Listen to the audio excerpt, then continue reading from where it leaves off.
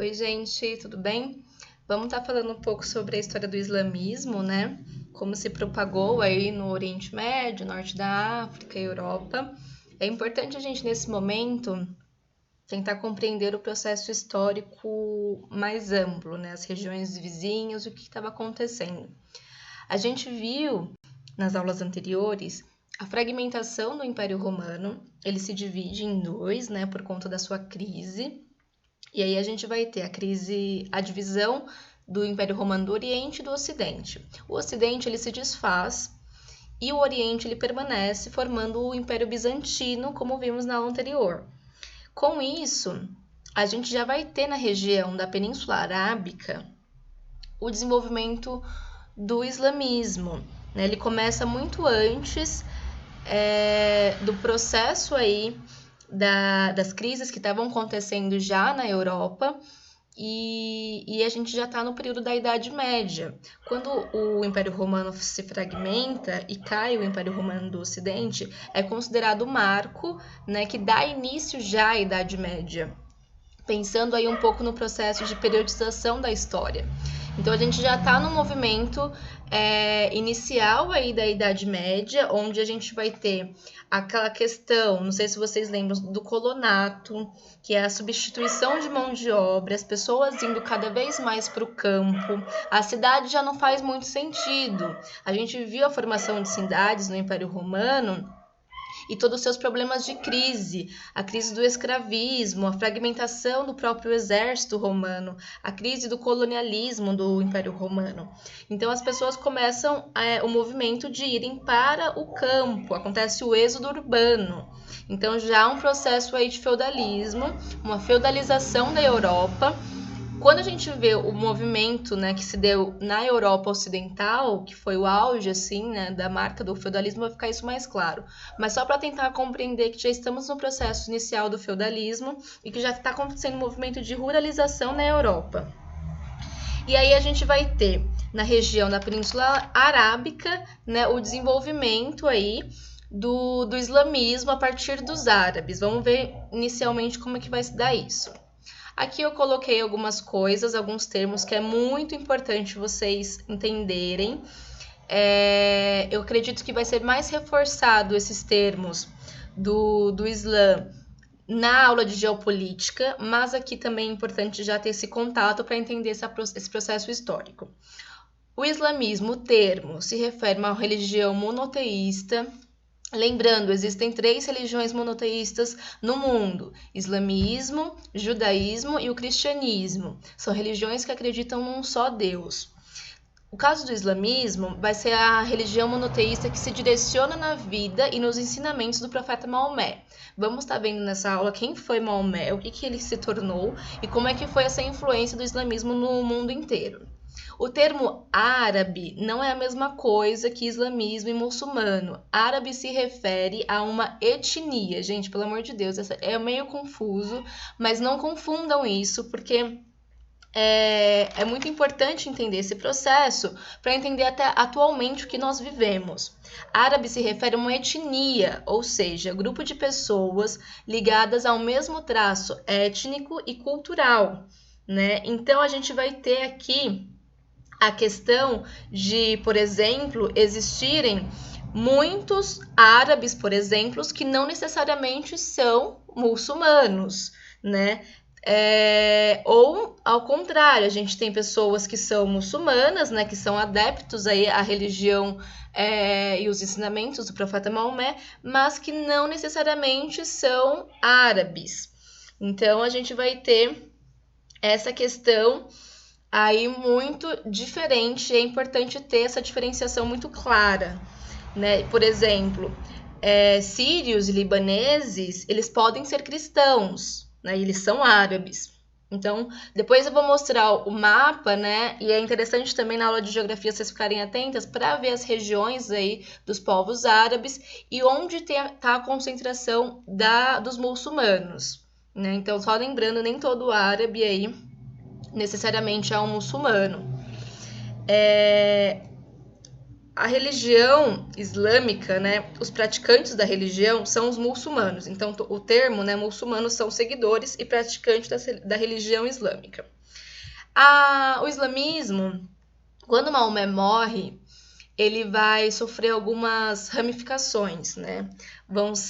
Vai meio que se dividir a religião por conta do questionamento que vai surgir de que como que vai ficar a religião após a morte do líder e do grande profeta, né? E basicamente ele se divide em duas vertentes, que são os sunitas e os xiitas.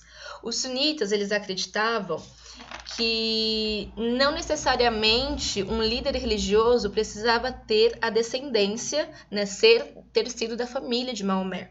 Então, o líder religioso que tinha grande conhecimento do Alcorão, que tinha grande influência no islamismo, que estudava, né, ele poderia se tornar um líder religioso, poderia ser alguém, né, para representar aí a questão islâmica, e é o grupo sunita. Já os xiitas, eles acreditavam que para ser um líder religioso após a morte de Maomé, necessariamente tinha que ser descendente da família dele, né? E aí vão ter as representações do primo dele inicialmente e da família que estava junto ali do Maomé. Então os xiitas, eles têm o líder religioso, ele tem que ter essa descendência da família, né, do Maomé. Então, basicamente, são esses dois grupos que se dividem atualmente. Os sunitas correspondem aí à maior parte da população muçulmana, eles têm em média a 85 a 90%. Já os xiitas são os menores, né? Tem basicamente aí 10 a 15% do total dos muçulmanos. É interessante pensar também que às vezes podem acontecer alguns equívocos, né, ou até mesmo preconceitos, por acharem que os xiitas são o grupo menor e eles estão ligados ao extremismo radical, né, a questão do terrorismo, a questão dos grupos extremistas. Mas não, os grupos que a gente conhece hoje, que, né, tiveram grande influência aí pela consistência radical, que é o Al-Qaeda, Estado Islâmico, os Boko Haram, eles fazem parte dos sunitas. Eles são grupos, né, radicais e representam, gente, 0,5% da população muçulmana. Então, são grupos muito pequenos, líderes radicais muito pequenos, que não condizem com todo e com toda a expressão e influência que o islamismo teve. Infelizmente, no Ocidente, por conta dessa massiva ocidentalização que nós vivemos, por conta dessa massiva europeização que ainda nós vivemos, o conhecimento que a gente tem sobre o islamismo, sobre o povo árabe, é um conhecimento muito preconceituoso, né? Muito carregado aí de um discurso de ódio por conta de pequenos grupos radicais, né? Que fizeram práticas terroristas aí pelo mundo. Mas isso é um grupo muito pequeno e não condiz com a realidade do povo muçulmano, do povo árabe. Então é importante a gente se atentar a isso, né? Os grupos que eu falei, os mais radicais, eles fazem parte dos sunitas, que são os maiores grupos, mas eles não representam o todo, né? Então é importante a gente tentar construir o pensamento não através, né, de todo esse preconceito aí que foi muito construído e difundido no Ocidente. Beleza, gente, vamos passar aqui como é que começou a origem do povo árabe. Vamos estudar um pouquinho, né, como se deu aí a constituição do povo para entender o processo de formação do islamismo. A localização, estamos falando da Península Arábica. Depois eu vou mostrar um mapa para ficar mais claro para vocês. Então a gente começa na Península Arábica, ali a formação de vários tribos, né? Era um processo de constituição social e política descentralizado. Então a gente tinha várias tribos, né, que se organizavam aí de formas peculiares. Eles tinham um comércio um pouco relativo, né, em comparação ao processo da Europa. A região, por ser uma região desértica, a gente está falando de uma região meio desértica, e era difícil, né, continuar aí práticas mais agrícolas, né, por conta dessa estrutura geográfica que tinha. Então a gente vai ter aqui seminômades, e aí tem umas tribos chamadas os beduínos, né, que eles migravam e aí eles não eram tão sedentários, mas também não eram tão nômades, eles eram seminômades, eles ficavam migrando, ficavam um tempo, aí fixavam, de acordo com a estrutura geográfica e as condições que a região lhes proporcionava. Então a gente vai ter inicialmente essa organização de tribos e esses caráteres seminômades dessa população. A religião inicial eram politeístas, então essas tribos elas acreditavam em vários deuses. E é interessante pensar que, conforme o desenvolvimento comercial e econômico de determinada região, por exemplo, em Meca, seria interessante que houvesse uma religião politeísta para que não só se concentrasse, né, apenas um deus, mas que se relacionasse essa variabilidade, essa diferença econômica e estrutural de cada região. Então, inicialmente, a gente vai ter uma religião politeísta e as atividades econômicas baseadas no pastoreio, né, pastoril e o comércio. Maomé, ele foi descendente de uma família bem empobrecida. Dentre os grupos aí e as tribos, né, de populações, a gente vai ter os Qaraixitas, que vão ser a tribo fundadora e dominante de Meca, então eles vão ter uma aquisição econômica muito grande, e os Hashemitas, né, que é uma vertente aí mais empobrecida dos Qaraixitas. E o Maomé ele vem dos Hashemitas, dessa vertente mais empobrecida. E aí é interessante pensar que Maomé, ele, né, vê toda essa estrutura da própria família dele, então até os 40 anos ele teve que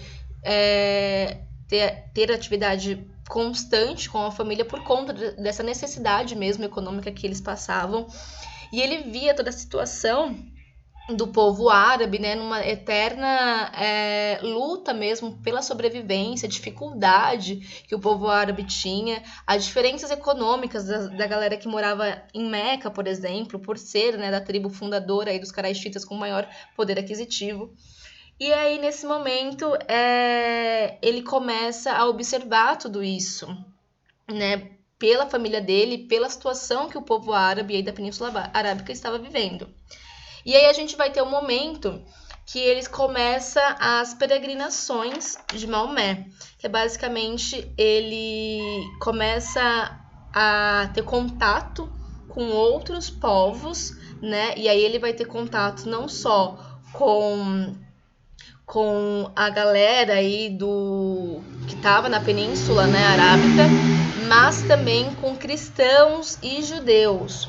Ele vai viajar para algumas regiões que vão, né, levar ele para fora da Península Arábica, como a Grécia e a Palestina. E aí pensando na Grécia, né, na relação da construção do povo grego e na Palestina no monoteísmo, né, dos hebreus. Então, o Maomé ele vai ser influenciado por vertentes monoteístas por conta desse momento de peregrinação, né?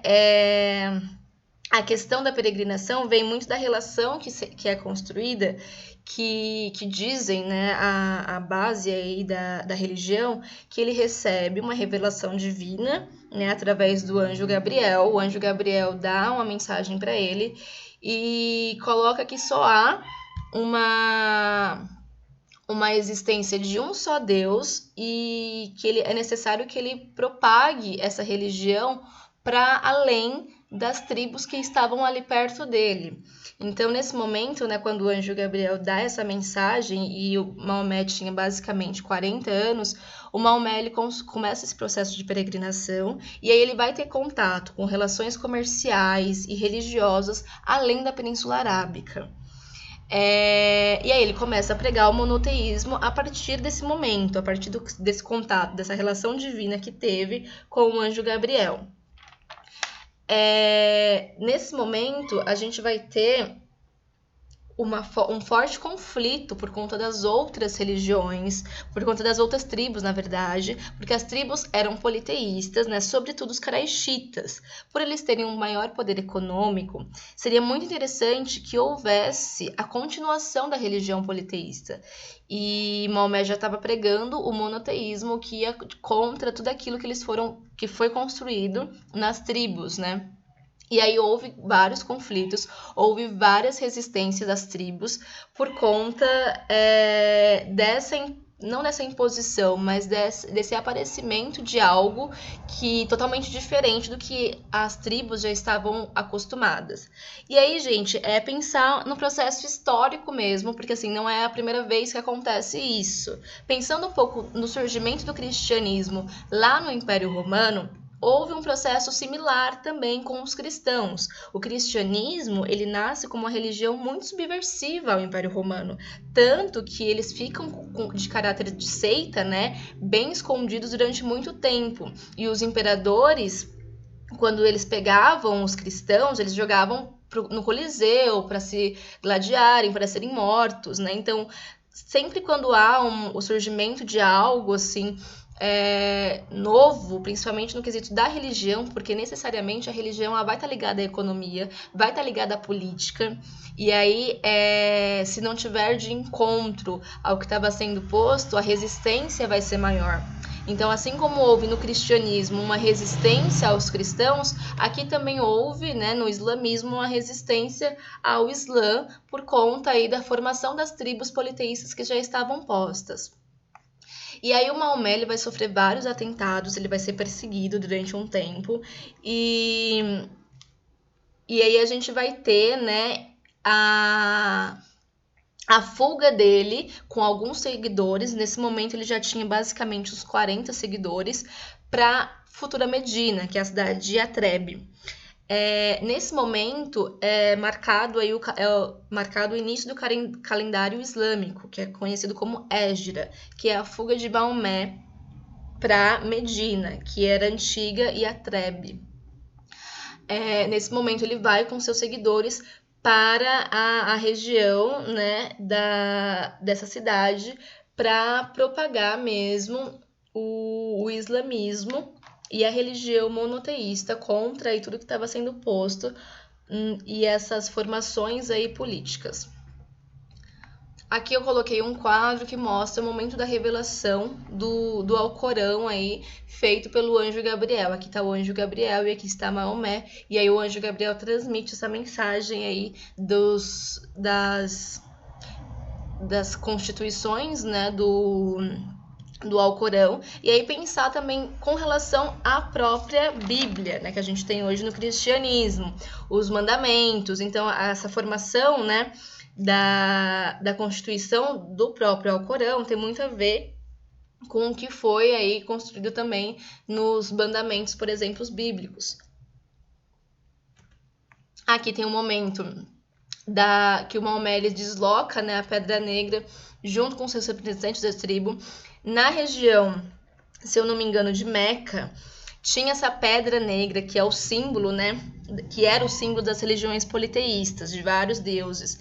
E aí, quando Maomé faz o resgate, o deslocamento dessa Pedra Meca, a ideia é que ela fique branca para representar, para tirar todas as impurezas de vários deuses e simbolizar a unificação de um só Deus e a pureza da religião monoteísta. Depois, se vocês quiserem, dê uma procurada para entender melhor o significado, assim, mais amplamente, do que foi essa Pedra Negra. E aí é quando o Maomé chega em Yatreb, né, em Medina, a gente vai ter aí o apoio da elite local, né? A elite local dessa região, ela visava mesmo que houvesse aí uma destruição de Meca, porque Meca era um grande centro comercial e tinha uma influência muito grande já nas religiões politeístas, e aí o Maomé ele consegue o apoio da elite local de Medina para destruir Meca. E aí é um momento interessantíssimo, que é bom ficar atento, que quando Maomé consegue esse apoio em Medina, ele se torna não só um líder religioso, ele se torna um líder militar e político. Então a representação de Maomé que a gente tem quando estuda o islamismo, como estuda o povo árabe, não é só apenas no caráter religioso. Ele consegue ser um chefe militar e um chefe político, centralizando aí essas questões políticas e econômicas com a religião.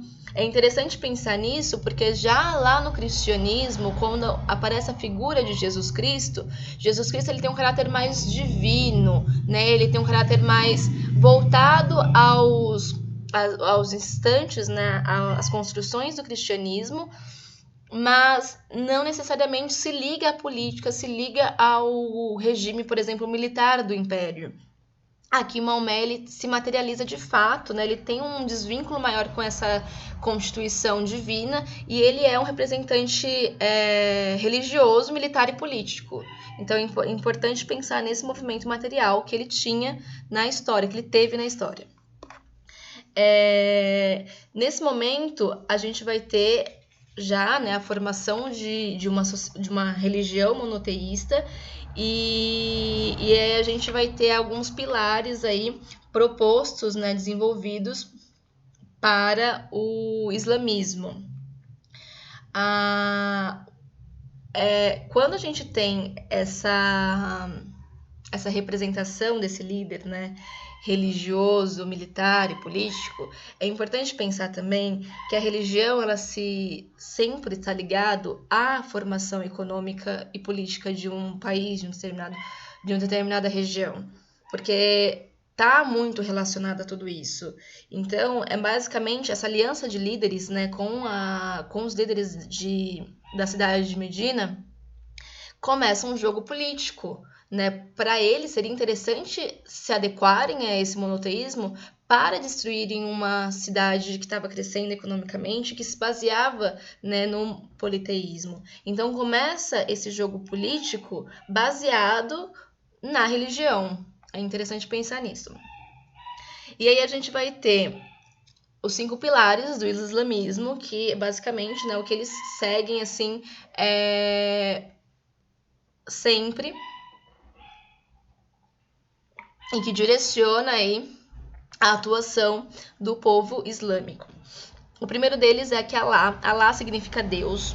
Alá é um termo árabe que significa exatamente Deus. Então, Alá é o único Deus e Maomé é o seu profeta. Então, não pode ter a questão da idolatria de outros povos. E é interessante pensar também na questão das imagens. Iconoclastia, lembra? Que a gente viu lá no Império Bizantino? Aqui também não vai ter, não pode adorar imagens e não pode ter adoração a outros deuses. Alá é o único Deus e Maomé é o seu profeta. 5 orações diárias, então o muçulmano ele tem que realizar as 5 orações diárias voltadas para Meca. Então, independente do lugar que ele estiver do mundo, ele tem que ter algum direcionamento geográfico para que ele faça sua oração, as 5 orações diárias voltadas para Meca. E tem muçulmanos que não podem, não tem assim um tempo disponível para isso, mas aí eles dão um jeito, né? Eles conseguem fazer orações mais preservadas, mas é necessário que faça 5 orações diárias. Promover caridade aos necessitados, então tem um caráter meio de caridade e de ajuda, né, às pessoas aí que precisam de algum tipo de ajuda financeira. Então eles têm que ter esse movimento de esforço, né, para ajudar as pessoas na caridade mesmo.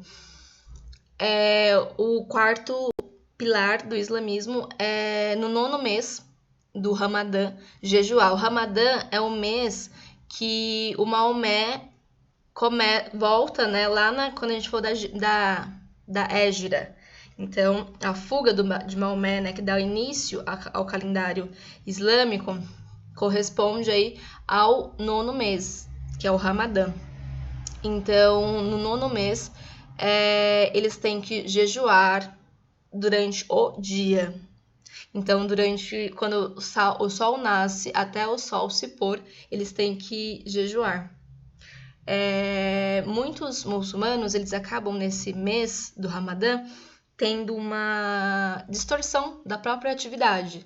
Então, eles fazem as coisas, eles trabalham, eles fazem as suas atividades à noite, por exemplo. E aí, no dia, eles jejuam, né, ou dormem, por exemplo, para conseguir manter a rotina durante um mês, né, que é o Ramadã.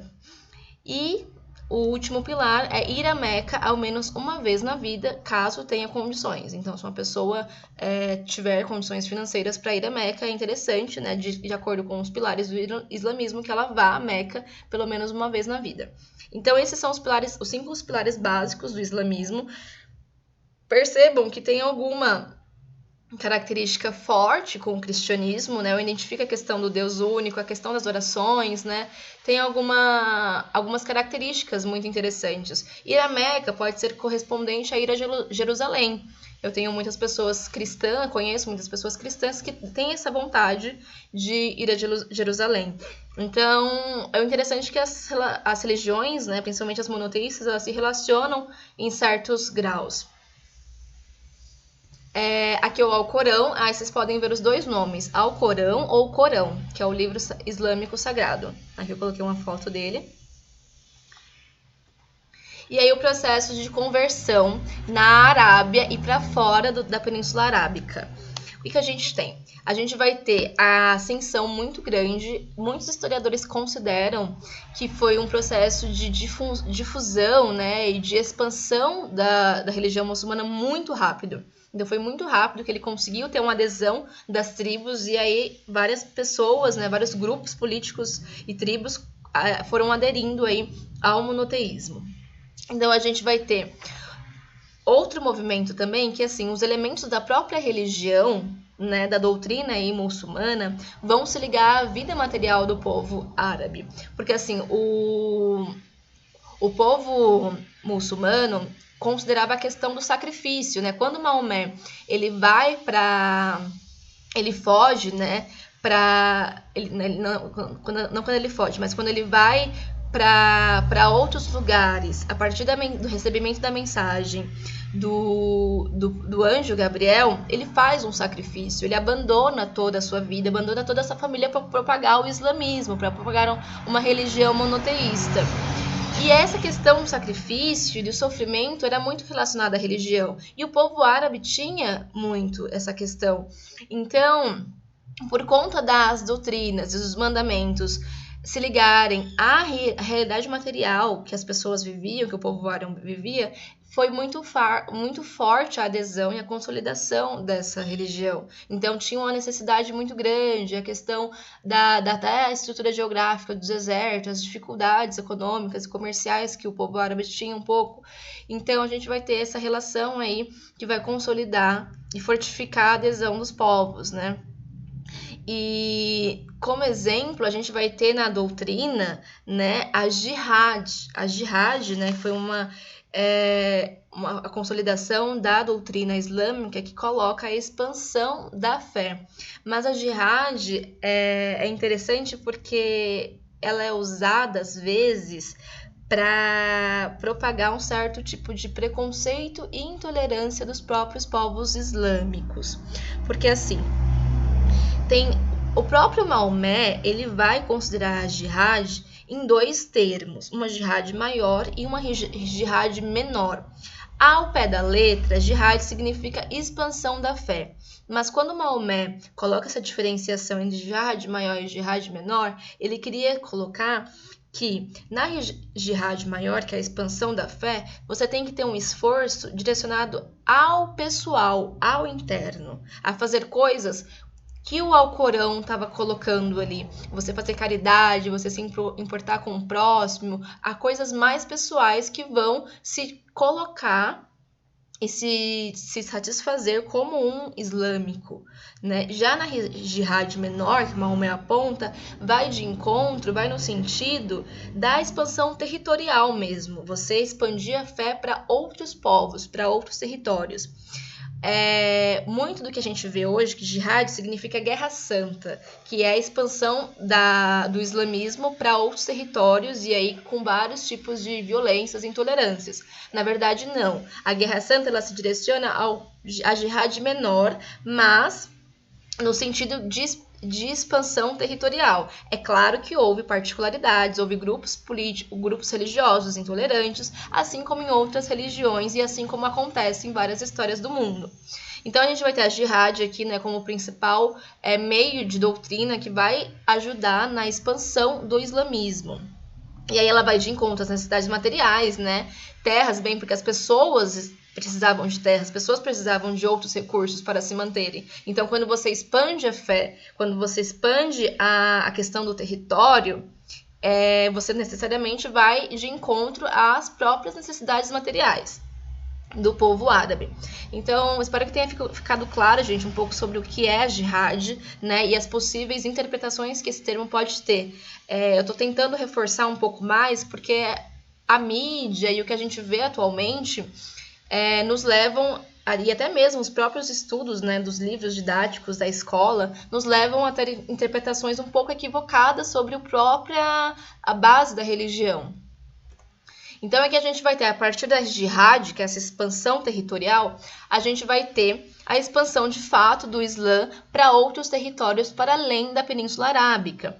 Nesse momento, a gente já vai ter um Estado teocrático, né, com um representante aí político, militar e religioso baseado numa religião monoteísta, e eles vão conquistar diversas regiões, né, do Oriente, o Irã, Iraque, o norte da Índia, vão chegar posteriormente ao norte da África. Então, toda aquela região do norte da África, Marrocos, né, eles vão avançar rapidamente para essas regiões.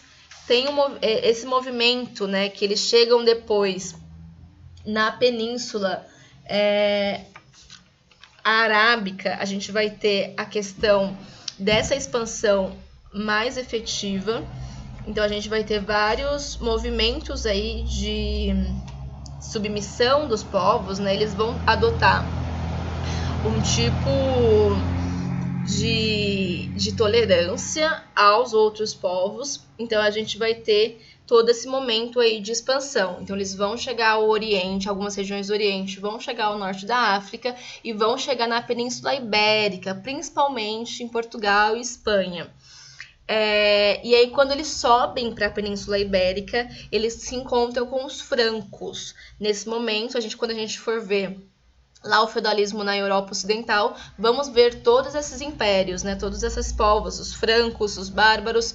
E aí, quando eles chegam na região dos francos, que é a atual França, a gente vai ter a Batalha de Poitiers, que é quando eles são derrotados, só em 732, século VIII aí, que eles vão ser derrotados. Então, por muitos séculos, né, basicamente aí, um século e meio, por exemplo, a gente vai ter toda essa expansão do islamismo para algumas regiões do Oriente e para o norte da África e chegando aí na Península Ibérica.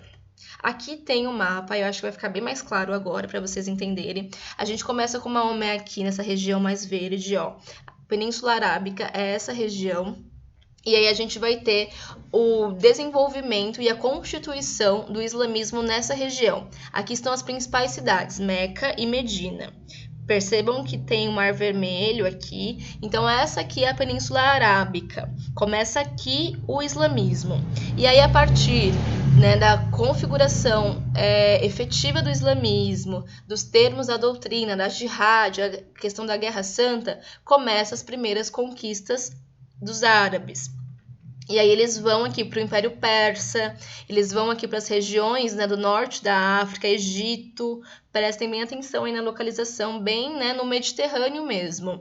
E aí, conquistas posteriores. Então, eles vão passando aqui pelo norte da África, conseguem chegar aqui no Oriente, na Índia.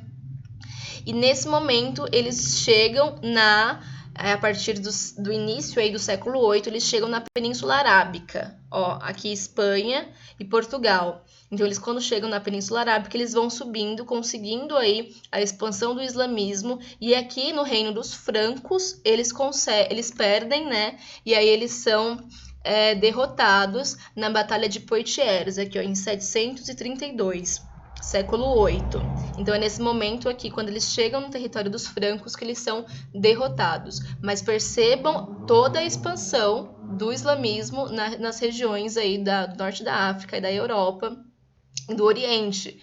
Então, eles conseguem ter um vasto território aí de expansão. Aqui tem bem nessa faixinha que é o limite máximo da penetração árabe na França. Eles demarcaram bem o território aqui, ó. E o Império Bizantino aqui, ó, que a gente viu na outra aula. Então, é importante ter essa localização aí geográfica.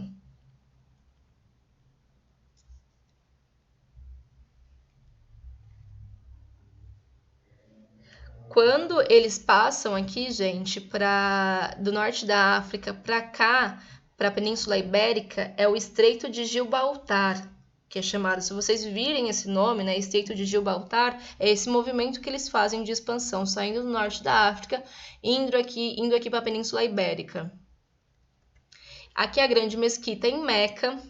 Essa caixa preta aqui, né, é uma representação muito influente da religião, e essa localização aqui onde as pessoas estão é de uso restrito, então só os muçulmanos mesmo, só as pessoas, né, que seguem, são adeptos aí à religião, podem entrar nesse espaço, né, e aí eles fazem todo o culto aí que é baseado em toda essa doutrina que a gente viu. E aí o legado do islamismo, né? O legado islâmico. É interessante pensar tudo que boa parte do que a gente vive hoje, de várias construções de conhecimento, de relações de estudo, foram parte do legado do islamismo. Até mesmo o que a gente vivencia hoje, o que a Europa vivenciou antigamente com relação à própria Idade Média. A gente vai ter um legado muito interessante por conta do desenvolvimento do islamismo e da relação que ele teve quando ele ia expandindo para outros territórios. O que vai acontecer? Ele vai atuar num desenvolvimento mais acentuado do feudalismo na Europa, porque assim, quando eles começam a avançar para a região europeia e conseguem, né, ter várias vitórias, os europeus eles vão começar a migrarem cada vez mais para o campo, para fugirem desse avanço do islamismo, né? Eles querem fugir de tudo isso. E aí, consequentemente, com esse direcionamento dessas pessoas para o campo, a gente tem o processo do feudalismo mais acentuado. Então, eles atuam também nesse desenvolvimento acentuado do feudalismo na Europa, a preservação e transmissão do conhecimento cultural grego. Quando eles chegam lá na Grécia, eles têm contato muito grande com a cultura helenística. Lembra Alexandre o Grande, lá no final do Império Grego? A questão do sincretismo cultural. A gente tem vários conhecimentos que foram levados, né, da Grécia para o Oriente, e eles preservam isso. E aí eles vão transmitir esse conhecimento para outras regiões que eles forem, para as outras regiões que a gente viu no mapa, né? Norte da África, Península Ibérica. Então, eles conseguem ter essa noção de preservação mesmo e de expansão e transmissão desse conhecimento cultural. É interessante pensar nisso, na importância de tudo isso. A gente vai ter uma tolerância religiosa que não vai acontecer, por exemplo, com os cristãos, principalmente quando a gente for ver na questão das cruzadas. Quando eles invadem, né, os territórios, quando eles vão expandindo aí o islamismo, os cristãos, por exemplo, eles só deveriam pagar um imposto para eles, né? Não, eles não exterminavam as pessoas, eles não levavam para a Santa Inquisição, para as fogueiras. Então, há uma certa tolerância aí cultural e religiosa que vai marcar o domínio do islamismo sobre outras culturas, o que não aconteceu com o cristianismo, por exemplo. Então é interessante pensar nesse processo de preservação e de tolerância cultural e religiosa que eles tiveram. A questão da matemática foi muito desenvolvida, astronomia, medicina. Tem um representante da medicina muito interessante, que eu esqueci o nome, se não me engano, Avenófis, algum nome desse tipo, que ele foi muito influente. Eu acho que todo mundo que estuda medicina estuda esse árabe, por conta da influência que o povo árabe e a constituição, né, do islamismo teve assim para a formação do conhecimento da medicina. A música, o violão, né, que um dos instrumentos mais tocados no mundo, foi decorrente ao povo árabe. E a arquitetura, né? Aqui eu coloquei algumas arquiteturas que são as mesquitas, que são essas formações, né, esses templos religiosos mais finos, com torres mais finas, né, e um templo maior assim no meio. No slide a formação aqui que eu coloquei como tema é uma mesquita, né? Aqui, vou voltar aqui, a grande mesquita. Então a gente vê essa formação mais aberta por dentro e essas torres mais finas e altas. Então são as formações arquitetônicas muito presentes e influentes, né? Até os dias de hoje. Então são vários legados aí culturais e de conhecimento provindos aí da questão do povo islâmico, né, e da formação aí dessa religião em todo o território, né? Não sei se eu falei, mas hoje, né, só 40% dos muçulmanos são árabes. Só 40% dos muçulmanos são árabes. Mas a religião islâmica é a que mais cresce no mundo inteiro. Atualmente, a região que tem mais crescido. Aqui eu coloquei um material de apoio, gente, muito interessante. Se vocês conseguirem ler essas duas reportagens, uma é da Veja, que mostra a questão da peregrinação que eles iniciaram, né, que eles fazem essa peregrinação, que é a ida à Meca, e o número crescente do islamismo, que é a religião que mais cresce no mundo. São reportagens recentes que mostram isso, e pra gente, né, ter um pouquinho de atenção aí do que tem acontecido no mundo, as diferenças, né, religiosas. O cristianismo ele tem cada vez mais perdendo força para outras religiões. Eu coloquei uma animação muito interessante como indicação, Persepolis. Quem já assistiu, se puder assistir de novo, porque é muito boa.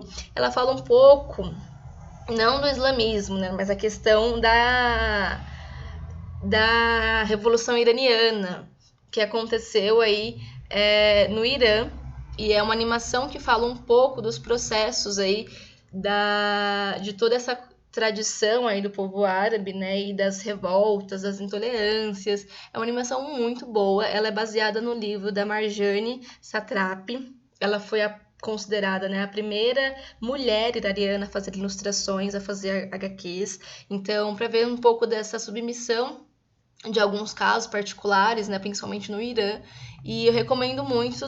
Quem não conseguir ler o livro, tem uma animação no YouTube disponível, pelo menos quando eu assisti tinha, e fica aí a recomendação para vocês, gente. Um abraço, qualquer dúvida, estamos aí para tirar as dúvidas e compartilhar aí os conhecimentos e angústias também.